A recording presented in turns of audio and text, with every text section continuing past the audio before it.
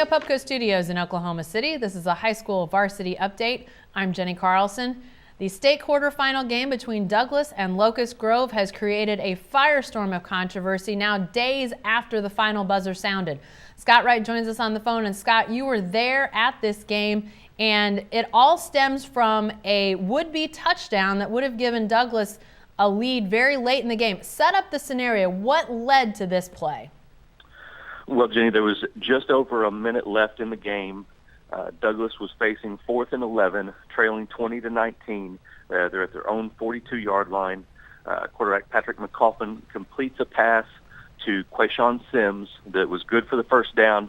He's along the Douglas sideline, catches the ball, cuts back into the middle of the field, beats a few defenders, and gets some open running room and heads down the field for the touchdown. In all of that, there was a flag thrown at the 36-yard line for a sideline infraction, and that's where things got crazy.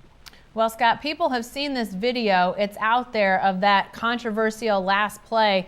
And in the shot, you can actually see the official along the Douglas sideline who threw that flag. And we'll get into more of that, what happened with the penalty. But people may see that and say, well, what did he call the penalty on? What's your best guess on that, Scott? There's two different possibilities from what I've seen and what people that I've talked to on the Douglas staff who got the explanation. Not a specific explanation, but an explanation after the penalty was called.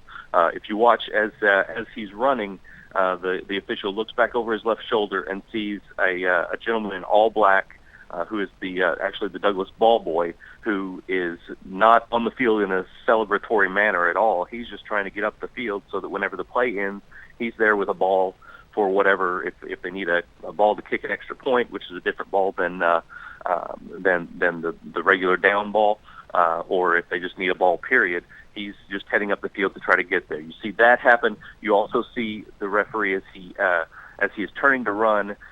He comes shoulder to shoulder with a Douglas coach who's in an orange shirt, and it doesn't appear that there's any contact. It doesn't appear that the Douglas coach is on the field, but it's also possible that that they grazed each other as they passed. One of those two seems to be the most likely reason for the sideline infraction.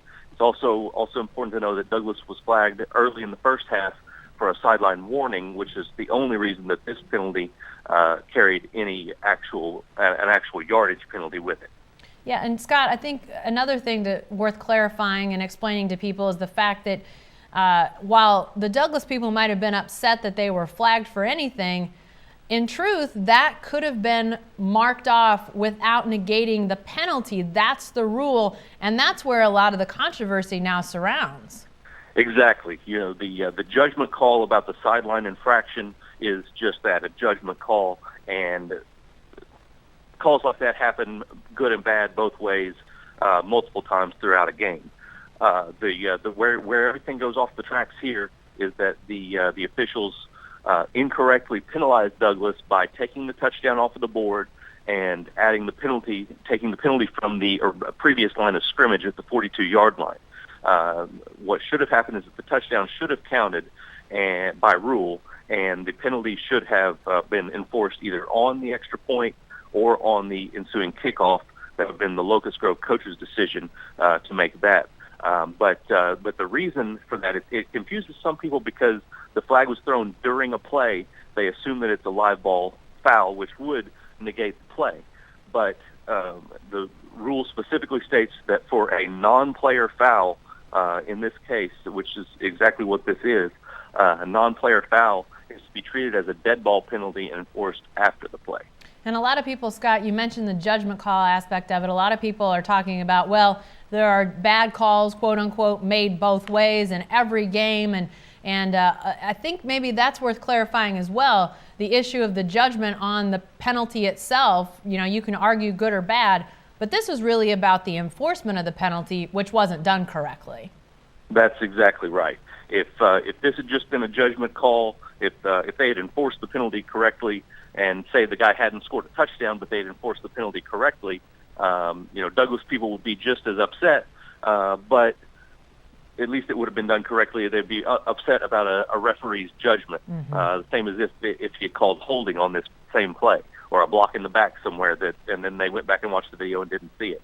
It would be the same thing. But whenever you incorrectly take a touchdown off the board that would have given Douglas a 25-20 lead with a chance to make it either 26 or 27-20, that changes the entire outcome of this game and how the final minute would have been played. Because as a result, Douglas ended up in a 4th and 31 after another unsportsmanlike conduct penalty following the argument for this rule, or this penalty. End up in 4th and 31. They throw an incomplete pass. Locust Grove takes a knee 3 times, and the game is over. So it changed how the entire final minute was played out, and took points off the board that would have changed who was in the lead. So it's a very different thing than a missed holding call, an inadvertent whistle. Things that happen throughout the course of the game a lot of times in every football game. Right. And as we well know now, at issue is, can this final minute of the game be replayed? Can these two teams come back together, and Douglas having scored the touchdown, going up 5, getting ready for the extra point? Could that happen? Scott, what do we know about where this story heads now? That's the big question right now. Douglas and Oklahoma City Public Schools officials are meeting with the OSSAA later today on Monday.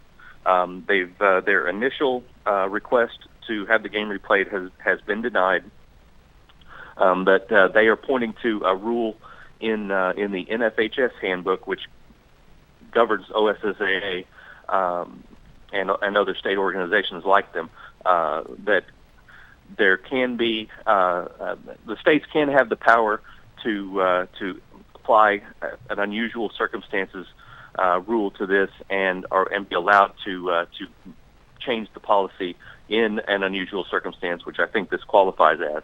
The question is whether or not the OSSAA will do that. There will be a meeting later today between them. I definitely don't know the direction that this will go, but I definitely think that we have not heard the end of this story right now. Definitely not. All right, Scott, we know you'll be following it, and you can follow all the latest in the news in newsok.com and in the Oklahoman every day.